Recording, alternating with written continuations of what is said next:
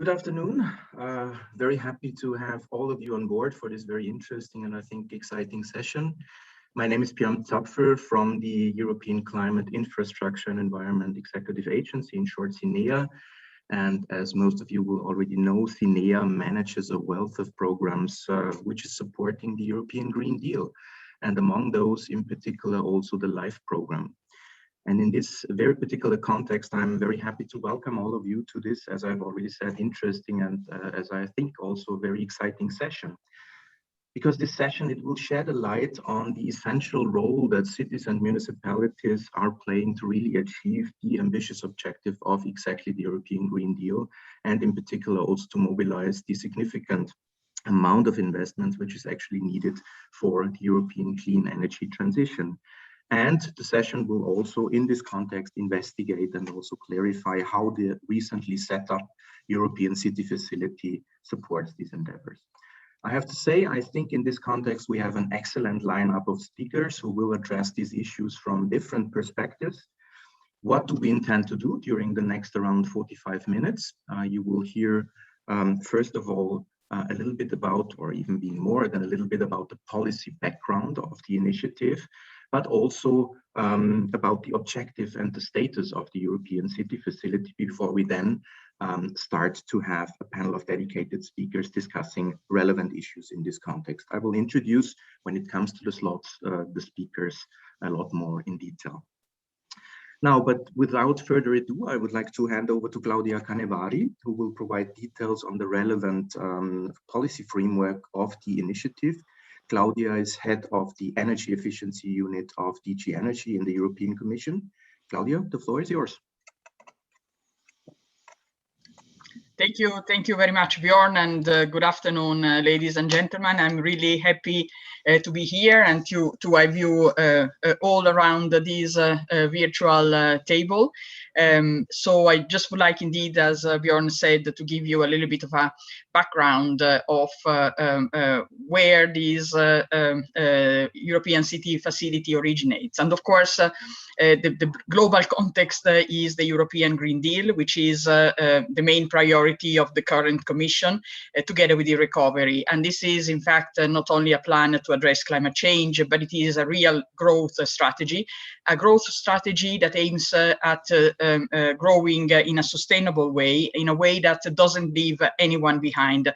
This is really very important. And the objective is to transform the continent into the first continent that is carbon neutral or climate neutral, with a modern, sustainable, resource-efficient and competitive economy. And in this context, very recently, the EU has agreed on the climate law that is making the commitment to reach the climate neutrality in 2050 as legally binding, as the objective that we all need to look towards. And the target, as you all know, is 55% of decrease of greenhouse gas emissions by 2050. And this is obviously a substantial increase, an increase that needs to be supported by different policies. Everyone and everybody and every policy has to contribute to this global objective. And in this context, the Energy Efficiency Directive and the Energy Performance of Buildings Directive are playing a key role. They are both part of the Fit for 55 package. The first one, the Energy Efficiency Directive, will be reviewed before mid-July, and the Energy Performance of Buildings Directive will be reviewed before the end of the year. But they are both part of the package. And this is, in fact, the largest package ever adopted in the energy and climate policy in the EU. The adoption date, as I mentioned, is the 14th of July. And so we will see a big package that consists of 12 initiatives, all with the objectives of reaching the 55% reduction of greenhouse gas emissions by 2050. As I said, everybody has to contribute, but energy efficiency has a particular role. Energy efficiency is considered a key element. It is a priority. The Green Deal indicated that in order to reach our objectives, energy efficiency needs to be prioritized. It is part of every decarbonization scenario. And this is why we are revising the Energy Efficiency Directive, that is the cornerstone, let's say the framework tool of the EU energy efficiency policy. And this is also why we are also focusing a lot our attention on the energy efficiency first principle. It is something that exists, of course, in the studies, in the academic world is very known, but so far, as regards the EU acquis, it has been included in the governance regulation. But what we are trying to do is to make it more operational. So on the one side, we will have a strong legal basis in the revised Energy Efficiency Directive, but we are also adopting, the Commission is also adopting, also on the 14th of July, a recommendation and attached guidelines to make the energy efficiency first principle operational. The idea is to help investors, to help policy developments, developers, to help project developers and so on, to think about energy efficiency when looking at an investment. And all this is, of course, supported by the recovery, which is part of the Recovery and Resilience Facility, which is on the one side looking at, let's say, counteracting the negative effects of the COVID crisis on all our economies, but on the other side is also looking on how to make these investments really focusing on climate change and the contributing policies like energy efficiency. And you know that, in fact, out of the total 1.8 trillion euros that are part of the Next Generation EU, about 30%, which is 550 billion, have been earmarked for climate actions. And what is really significant is this is about more than the double of the resources that were dedicated to climate action in the previous budget of the EU. And this is a sign of the increased importance, increased relevance of this area. Of course, all these funds will be made available to the member states based on the national recovery and resilience plans, where there is a total of 672.5 billion euros between grants and loans. What is positive is that the Commission already received many of these plans, and it looks like that quite some attention has been already given to energy efficiency, showing the interest that this area as for member states. But at the same time, I think it's really important to underline that while we have quite a lot of public funds available, you heard really substantial sums, these will not be sufficient. We also need to make sure that private financing is part of the picture, because we need also the private financing to cover all the needs. And also because what the aim is to create a sustainable and structural changes in the economy, in the way investments are deployed, so that it becomes really, let's say, self-standing, if I can use this expression. And this is the context where the European City Facility comes into the picture, because clearly, cities and municipalities across Europe have a key role in contributing to the EU climate and energy targets and mobilize sustainable energy investments, and even more so with a more substantial, let's say, aim as regards climate change policy. And of course, as a lot is required, a lot is obviously needed in order to support cities and municipalities.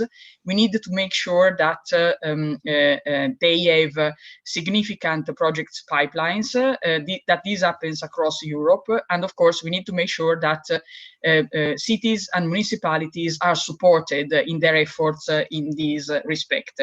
And this is why the European Commission thought about the European City Facility. It is the idea to provide technical and financial support to bridge the gap between local energy and climate strategies and sustainable energy investments. We saw quite a lot of interest for this facility when the facility kicked off in February last year. There was really quite a high demand from cities and municipalities across Europe. And this confirmed not only the interest, but clearly the urgent need for this kind of support. And in fact, to the first call, there were more than 250 cities across the European countries that participated. And the second call received more than 220 applications. And these are from north to west, from east to south, so really covering all all the continent.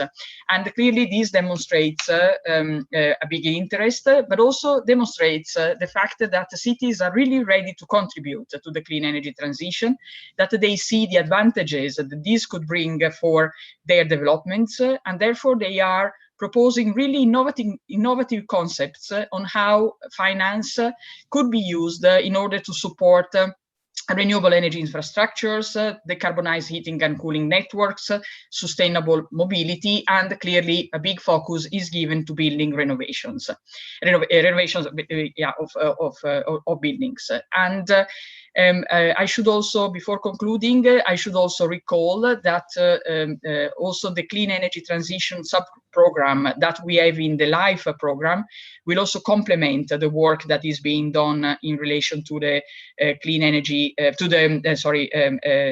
city facility, and will enhance also the role of the Commission in supporting the development of local and regional investments projects in both energy efficiency and local renewables.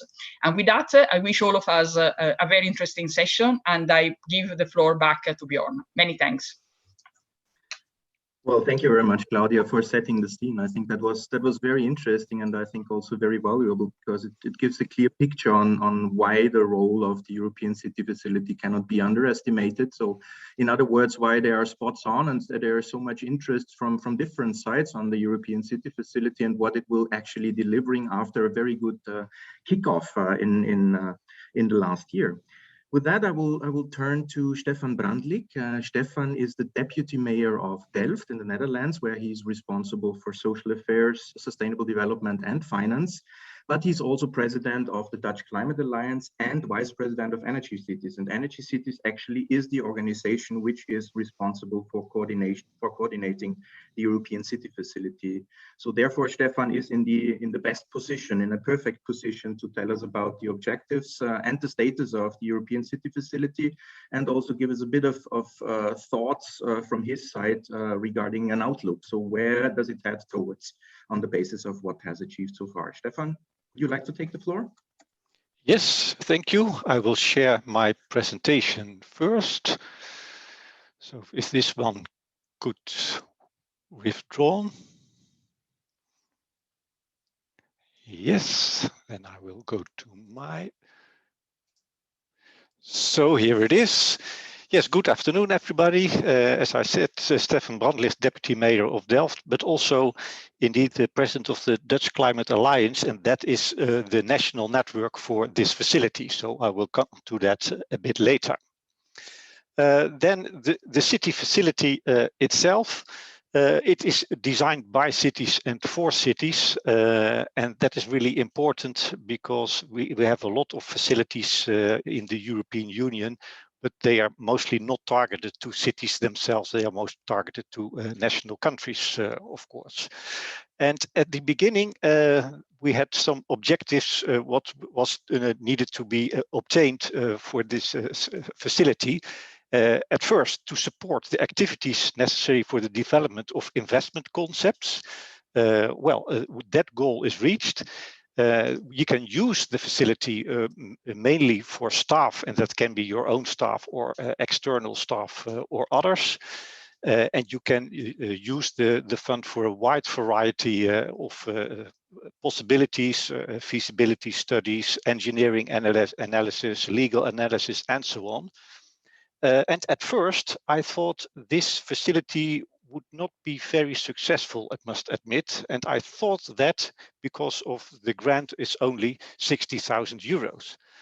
And in particular, I thought, well, in the Netherlands, this would not resonate that much. But luckily, I was wrong. I was very wrong, and Claudia already told some about that of the numbers. Well, first, a few of the key performance indicators for this facility. It's to provide technical and financial expertise to cities, because we also know that the big cities, they have mostly the expertise and the finance to do projects, but the smaller and medium-sized cities and towns do not have enough expertise for all kinds of energy projects. So we want to deliver more than 200 investment concepts, and here we have the building of capacity at the municipal level. That is very, very important. And the last one, to have a bigger effect than only the cities who make an application and who also are selected. And all these goals look like they will be reached. The first call. Here we have the results of the first calls, and as Claudia already said, it's spread throughout Europe. Europe is divided into 3 regions. It's the central and eastern region, it's the southern region, and it is the western and Nordic region. And you see that all regions have one country with 4 beneficiaries, which is Hungary, Italy, and the Netherlands. And here you can see how wrong I was, that I thought at first that this would not be very successful, because after those, behind those beneficiaries are a lot more applicants. The 4 in Italy, they have 46 applicants, of which 4 then ultimately got a grant. In the Netherlands, there were 25 applicants. So we see there's a very much interest in this facility. If we go on, where are the applicants targeted to? Then the biggest part is in the integrated renewables in buildings. So all kinds of the things which have to do with energy efficiency in buildings, be it public buildings or residential buildings, they are the biggest chunk. And the lesser part is the one of the infrastructure, district heating, and smart grids. And if I looked for the Netherlands, I know a bit more of that. Of the 4 applications, of the 4 beneficiaries, 3 of them are targeted to the building integrated renewables, and 1 is targeted to district heating. Well, that was the first call. The second call is underway at the moment. And here we see indeed a lot of applications in the second call. And in the first call, we saw a few countries like Sweden and France who did not have beneficiaries at all, but they did have applicants. And they have also now, in this round, they are applications from those countries. So we hope that those countries will get also a grant in the second call. Now, the experiences from our national network, as said, the Climate Alliance, the Dutch Climate Alliance is the national network. And they did, I think, a good job. At first, they promoted the facility among our own network. They organized webinars for the cities and towns together with the country experts. And they helped all the municipalities with their applications. And we also see that the effect of this facility was that in the regions there was a lot of regional collaboration, even though if those collaborations did not submit a grouping call. So most of them are single calls of single applications. But nonetheless, in the region, there was a lot of collaboration because of this facility. which is a good thing also. And we see that the cities and municipalities, they help each other. They help each other with applications, with tips and tricks. So it's good for the community building. The second thing is they experience a few risks because grants and subsidies from the European community, from the European Union, they have the image of being hard to get and bring a lot of administration work with it and accountability. So it's at first, many cities and towns are not that eager to make an application. But clearly, we could say this in this case for this European city facility is a very low threshold. So therefore, we had a lot of applications. So it worked very, very good. And at last, we see in the second call, it's already gone better than the first call. So the evaluation we did helped, and we had a lot fewer of errors, form errors. So we hope that in the third call, which will come, everything is going at the most smooth way as possible. So what is going to be next? The second call evaluation is underway, and we hope to finalize that in August.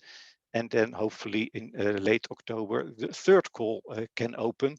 And if you see the many applications we receive, there's a lot of room to do that. And with that, I come to the end of my presentation. Thank you. Well, thank you very much, Stefan. I think very, very interesting indeed, this insight into what was the objectives and what was actually achieved so far and what is still to come ahead in the next month. And I think it provides an excellent basis for the panel discussion that is just now ahead of us. It will be a panel discussion of those who are actually addressed by the city facility, so by the target stakeholders. And we try to find out a little bit from the city side, but also from the financing side, how the city facility can contribute to bridge the gap that Claudia has mentioned already at the beginning, which is still there and observable on the market between these two sides of the same coin. In the panel, we will have two speakers who represent municipalities who have successfully applied to the European City Facility under the first call. So we have some winners here, namely Claudia Carani. She works for the Energy and Sustainable Development Agency of the province of Modena, and she represents in the panel the municipality of Castel San Pietro Terme in Italy. On the other hand, we have Jordi Ayats, who is the director of the Europace Foundation, and he represents the Catalonian municipality of Olot in Spain. On the other side, we have, and a warm welcome to her, Louise White from the European Investment Bank, who is working in the energy efficiency and energy advisory team. And there she also is responsible for the management of the famous Elena facility, providing project development assistance. She will tell us a little bit more about that. And last but not least, we are very happy also to have Stefano Fisolo on board, who is investment director in SUSI Partners. SUSI Partners is a Swiss private sector investor focusing on financing the energy transition and also in particular on financing energy efficiency projects. Now, having said that, Claudia, I think I would like to start with you to pose you the first question. I mean, first of all, congratulations to Castel San Pietro Terme. It has been awarded one of the first grants under the new EU city facility, but of course, we would all be very interested in why you have applied to the city facility and what you actually plan to do with the support that you will get. I mean, these are not only the 60K, but also technical assistance on the ground. Could you tell us a little bit more about that, Claudia? Yes, of course. Thanks very much for this invitation. It's a pleasure to be here. First of all, I would like to introduce ICE. ICE is an association of only public members. So this is why we supported Castel San Pietro Terme in the application. And the contest of the investment concept is an industrial area which is located among the cities of Castel San Pietro Terme and Castel Guelfo, two cities, small cities. But this area is really large, is an industrial area, is really important because it's one of the main area of the metropolitan city of Bologna. So is also an APEA, which is in Italy is an industrial area with sustainable performance. Is a ecological industrial area. This area is really important. We have many companies there. And the main goal of the EUCF facility project, which is called MPC, Mobility Performance Contract, is to mobilize investment in the mobility sector, sustainable mobility sector. This is really important because this area is not really close to the city center of both Castel San Pietro Terme and Castel Guelfo, and there are no public transports. Actually, there are more than 2,000 cars, private cars that get into this area between 7:30 and 8:30, and 90% of the employees use a private car. So it's really important that we try to accelerate investment in the mobility sector, engaging the local companies, the private companies. So the investment concept of the Castel San Pietro Terme has the main goal to accelerate investment, engaging the companies, the industries that are in the industrial area, motivating them in investing in sustainable mobility services that can be integrated with mobility infrastructure supported by the cities and the region. Thank you, Claudia. I think that gives a good idea what you in Italy want to do, but how does it look like in Olot?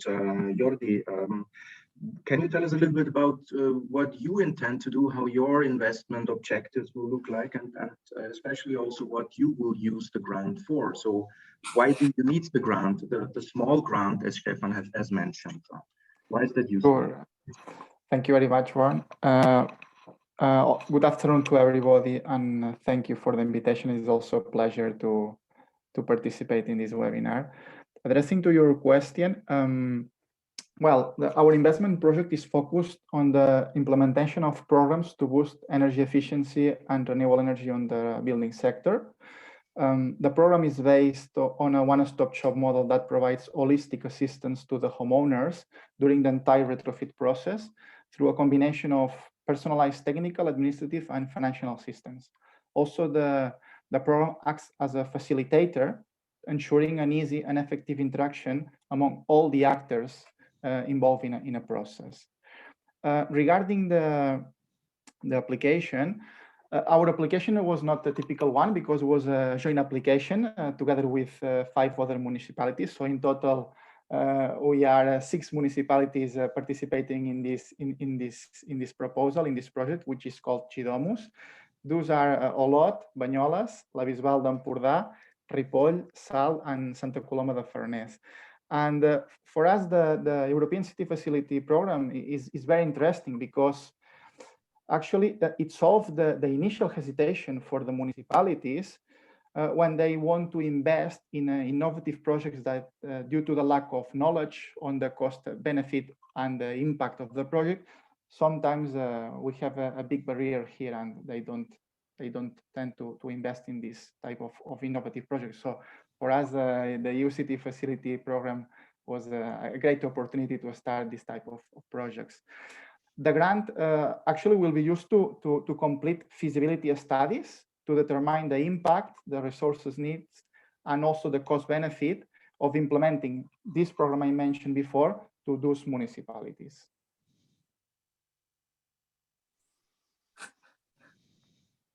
I should unmute myself. Thank you very much, Jordi, for also telling us what you will do. And I think in both cases, that's just what I see. I mean, seeing the brightness in the eyes of Claudia and you. I mean, you're very enthusiastic about what you want to do, and I think that's a very good sign, also for everybody. But if we are now change to the other side of the coin, to the financial side, maybe Stefano, I would like to get you on board.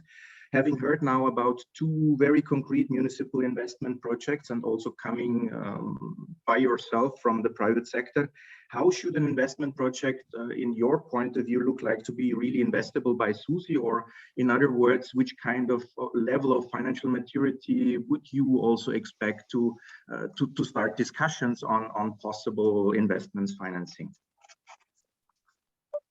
Thank you, Björn. Good afternoon to everybody. Can you hear me? I guess so. Just a few words about SUSI very quickly. What we have done so far in energy efficiency for municipalities and public sector entities in general. So as a company, and you introduced it, Björn, so I won't repeat, we stick to the energy efficiency first principle that has been mentioned by Claudia earlier on since 2013. So we were probably the first fund in continental Europe launching a product dedicated to energy efficiency.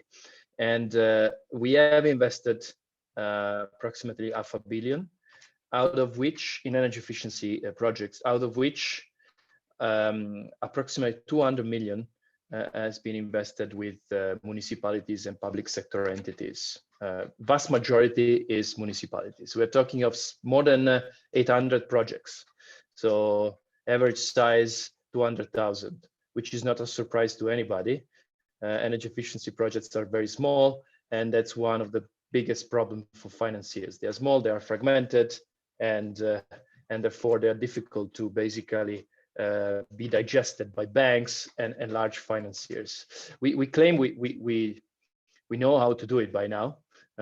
We have learned how to do it, and in fact, you know, the result is having financed more than 800 projects in 8 countries of Europe, with approximately 30 contractors, 30 private companies who won tenders in order to actually, you know, perform those measures and get some of the risks and the rewards of those projects.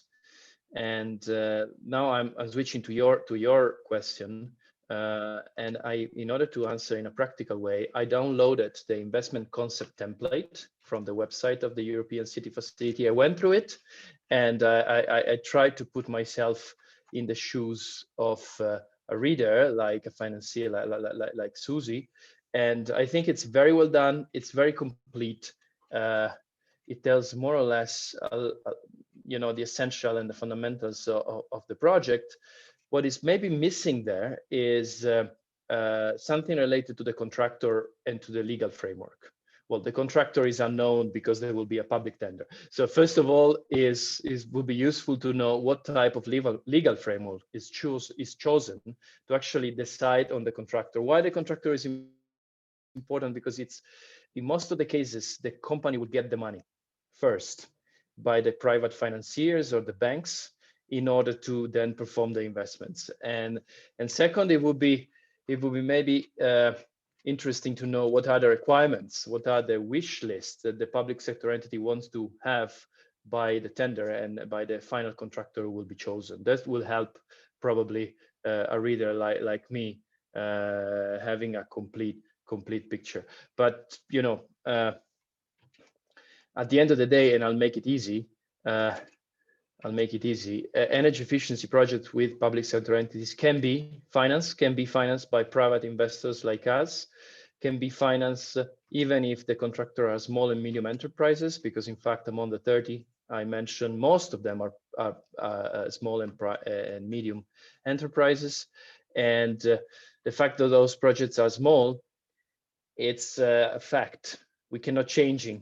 I'm afraid the European Commission, the European Union, the banks, nobody can change the fact that the energy efficiency market is as such.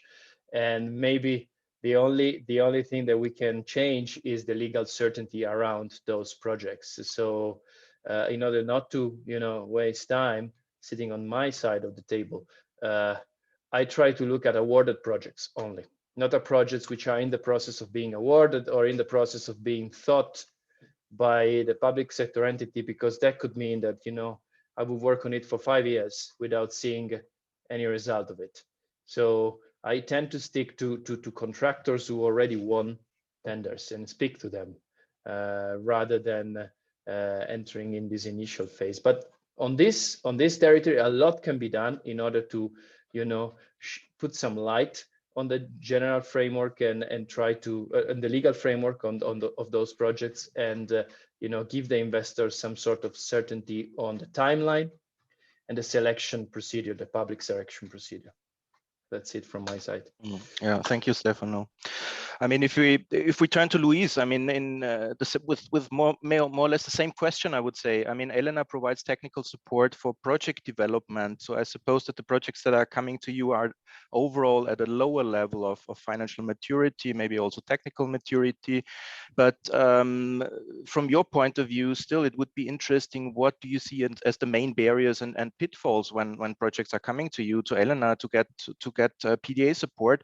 And is there something where you see, well, the city facility could contribute to overcoming these barriers, these problems? Thank you, Bjorn. Good afternoon, everybody. Yeah, I mean, to be honest, a lot of the points that Stefano touched on, I will also touch on for Elena, because as you may know, when you get the Elena grant, you have a leverage factor obligation, which means the grant has to be linked to a certain amount of investment. And we also encourage applications to present programs that are about 30 million euros or more. So a lot of the pitfalls, or I hate to say pitfalls, but the issues that we work on are related to those areas. So the first thing for us is looking at a very realistic investment program. Of course, there's going to be changes once the process starts, but because of this leverage factor obligation, and because entities like SUSI could be potentially investing, you want the applicant to really present something that's realistic and well thought out. So even though they are at an upstream stage, at the same time, they're it's, instead of saying I want to develop all the buildings in my region or retrofit the buildings in my region, you have identified 50 buildings and you want to get a 30% saving and you want to get them to an energy level of B. It's at a certain stage. So one of the first things we would look at is the investment program, how it's split out into energy efficiency components, and what are the related estimated energy savings, CO2 reductions. Then we would look at the organizational setup, who's doing what, especially for groups of partners that are together. Very important to be able to explain who the decision makers are, because nothing is going to move forward unless there's a clear process in place where who's responsible for doing what and what steps you need to take in order to make decisions. It sounds simple, but that process alone can also take quite a bit of work. And then, I mean, I'm keeping this quite high level, but then finally we would look at the Elena tasks and say, okay, this is what I want to do. This is how it's set up. Here's how Elena can help this be realized under the Elena contract. So here are the types of staff that I think will be needed to do certain tasks, but we need expertise that we don't have in-house for certain things like, legal or audits or tendering. It can be different things. And then you present this package to show how the Elena grant will help this investment program be realized. So I think the EUCF grant is very useful, because a lot of the time, people are busy doing their everyday jobs, and to present and prepare that sort of information takes some time and some thinking. So the EUCF grant, I think, if it's being used for an Elena application, can be very useful to help dedicate the time and do the types of analysis that's needed to get that type of information there. And then for other programs that are maybe further along, perhaps they don't necessarily need Elena, but they're going for financing. Again, it's similar types of tasks that have already been explained. So I think the flexibility of being able to pick the tasks that are required for that particular project and beneficiary, it's very useful. Thank you, Luis. I mean, if I go back to the other side and address Claudia and Jordi, you have heard now from Susie, and you have heard from Elena, and probably you know it very well. You know the issues that are usually faced for municipal sustainable energy investments. We heard fragmentation, we heard small size, we heard various issues. But now from the city perspective, how would you think, which are the main barriers that you encounter and that you from the municipal perspective have to overcome, especially when it comes to financing or investing in municipal sustainable energy investments? I don't know who wants to take it first. I would ask both anyway. Okay, I can go. I think EUCF facility as the purpose of addressing better the investment at city level, but also as a purpose to make the cities working together, especially small cities at union level, in aggregation with other municipalities, to collect investment and work together to build an investment program. I think this is much more interesting. In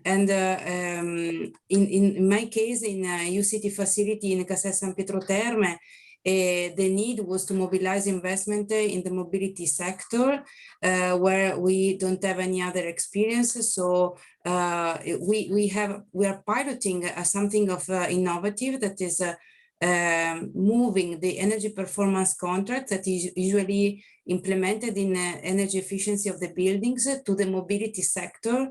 So we are going to tender to identify an operator in the mobility sector that will implement the services, mobility services and infrastructure with the objective to reduce the CO2 emissions. So with this performance is something of the new.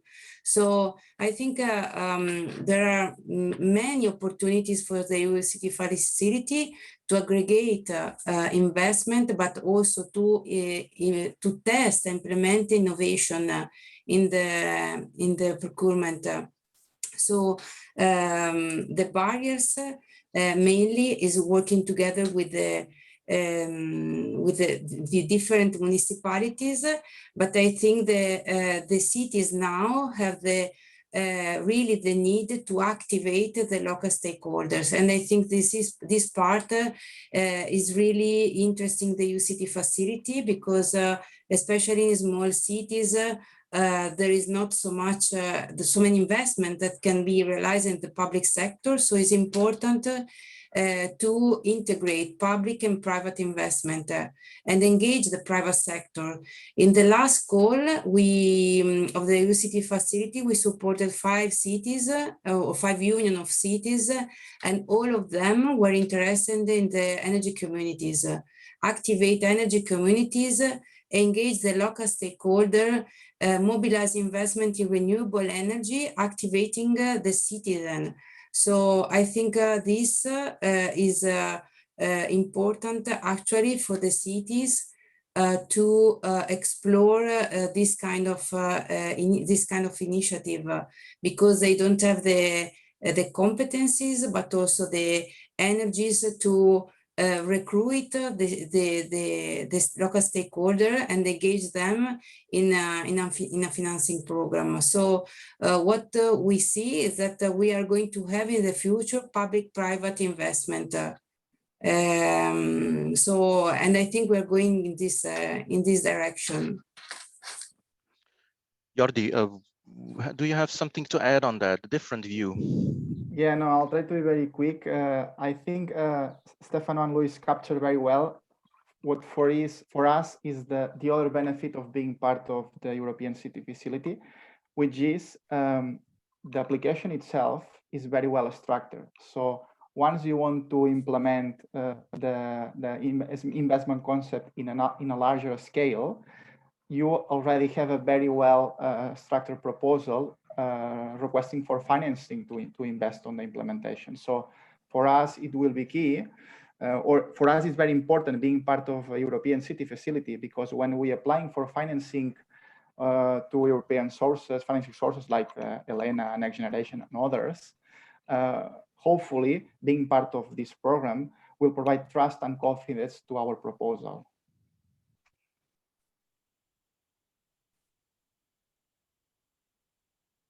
You are in mute, John. Sorry for that. Thank you very much. I mean, time is running. Unfortunately, I could discuss with you very long, but I would not like to close the session without going back one more time also to the financial side. I mean, now keeping in mind that the EU city facility is progressive, this means it produces concrete results. In other words, actual investment concepts, which are enhancing the level of especially the financial maturity of these projects. But we don't want to stop there. I mean, we are interested in real investments on the ground. So from your point of view, from the financial side, what could be the role that you are seeing from the city facility in really facilitating now matchmaking between the two sides? Not talking about each other, but together. Like to hand it the question to both of you, maybe also with a request for a short question. That's your opportunity also to tell the city facility what you need. Maybe Luis can start with a brief answer and Stefano can follow up. Just very briefly, yeah, I mean, as Elena has the leverage factor for us, the core information would be, I think, using EUCF to, I mean, the investment concept itself is very similar to what we're looking for in Elena and financing. So it's really just using it to, you know, spend some time at the beginning to see what are the core gaps that are needed to fill this form out in a way that's, you know, making the whole investment program presented in a bankable way. And that may mean deciding not to do everything. It may mean just decide to do a subset of that.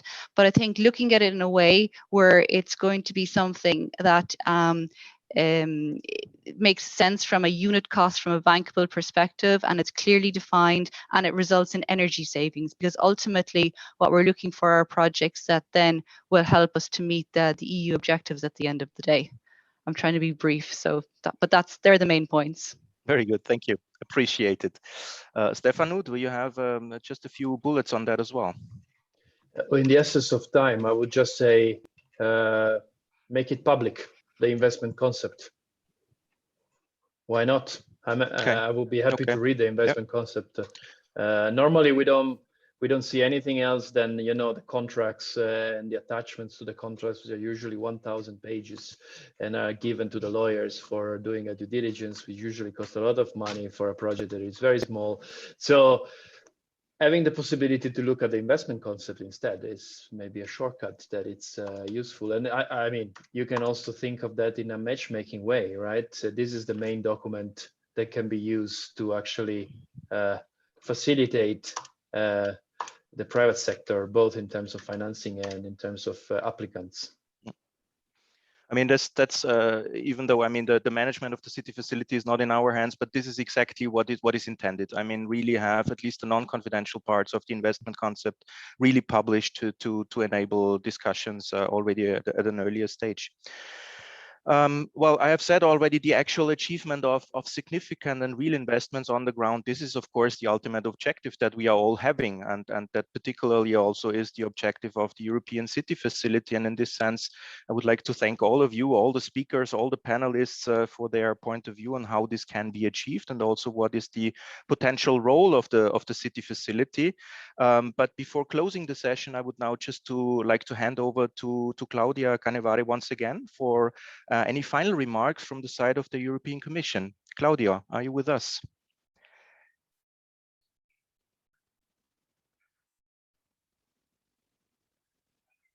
Hello? Is Claudia Canevari still with us? No, obviously not.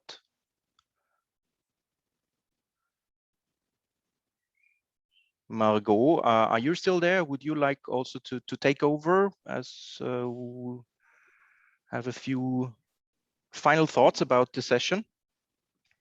Yes, thank you very much. Thank you very much, Bjorn, and thanks to all the participants. So I will maybe try to sum up the discussion today, which was indeed very interesting and very informative for us as the designers of the, let's say, European funding support for the cities, in their objective of implementing energy policies, energy and climate policies, and also investments in sustainable energy at local level. So today we have clearly seen two remarkable examples from Olot and Castel San Pietro Terme of cities that have taken up the challenge of the European Green Deal and that are ready to give their contribution to this challenge. And this is super important for us indeed to mobilize, and thanks to this EUCF, we really have the expectation that we will be able to mobilize at much larger scale the local level investments. So thank you for the discussion. Thank you to the EIB and the SUSI partners. We have the confirmation that the public and private financing institutions are interested and ready to finance mature and concrete investment concepts from cities. The European Commission set up the European City Facility to facilitate this process, and this was clearly highlighted by Stefan to empower a significant number of cities and facilitate the creation of critical project pipelines needed for the clean energy transition. To conclude, whether you are ambitious cities eager to turn your energy strategies into concrete investments, or you are forward-looking investor ready to finance in sustainable energy projects, I can only encourage you to take part in this challenge and in this adventure, I would say. So we need you all to make the Europe climate neutral continent in 2050. And we need the mobilization at all governance levels, and especially at the local level, because we strongly believe indeed that the clean energy transition will happen through the distributed and local clean energy action. So thank you very much for the participation and very interesting discussions today. And yeah, with this, I hand over to Bjorn. Thank you. Well, thank you very much, Margot Pinot from DG ENER. I think it was a perfect summary of the event, and I'm really a bit sad that we only had a limited period of time, but still I would like to thank all the speakers and all the panelists once again, and also of course I would like to thank the audience for the interest in the session, but also in the European City Facility. You will be able to find the recordings of the session also shortly on the conference web page, and of course both the City Facility or also we from the side of CINEA, we would be happy also to answer any further questions that you might have. And with this, thank you, and I wish you a very good and interesting continuation of the whole conference. Thank you very much. Have a good day. Thank you. Bye-bye. Thank you. Thank you. Bye.